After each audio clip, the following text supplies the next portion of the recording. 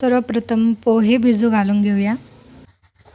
एक छोटी वाटी शेंगदाणे, 10 ते 12 लसणाच्या पाकळ्या आणि 6 ते 7 लाल सुकलेली मिरची. मिक्सरमध्ये जाडसर भरड काढून घेऊया. जाडसर भरड काढून घेतली आहे. कढाई गरम करून घेऊया. त्यामध्ये 1 चमचा तेल घालून गरम करून घेऊया.